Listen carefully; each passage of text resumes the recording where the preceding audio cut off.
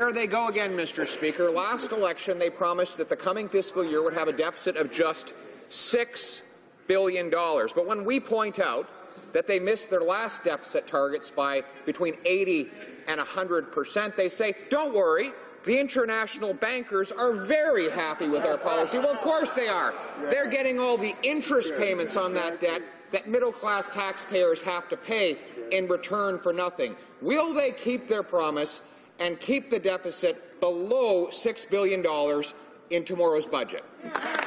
Parliamentary Secretary to the Minister of Finance. Thank you, Mr. Speaker, and I can reassure the member as well as all Canadians that we've always been very fiscally responsible, making sure that our debt-to-GDP ratio remains firmly on a downward track, and it will be at its lowest level in close to 40 years. We're in the best fiscal position in the G7. However, in 2015, Mr. Speaker, Canadians had a choice between the failed austerity policies of the Conservatives, which were also in the NDP platform, with a progressive agenda that invests in communities, in infrastructure, and in reducing inequalities in this country, and the results speak for themselves. Lots of jobs. Honourable member for Carleton.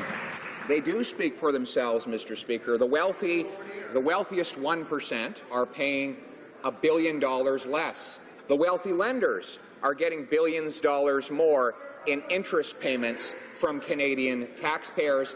And who's paying more?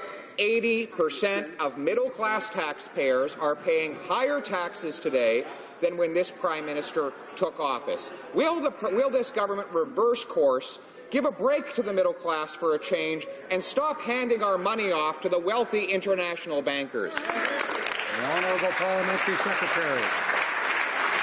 Thank you, Mr. Speaker, and I understand the member opposite is eager to see what's in the budget. He'll have to wait until tomorrow, but I can assure him that we'll continue on a path to favour growth in this country, to work for the middle class like we've done when we reduced taxes for 9 million Canadians, and when we introduced a Canada Child benefit that's lifting 300,000 kids out of poverty with a more progressive approach, something that they failed to do in the decade they were in power.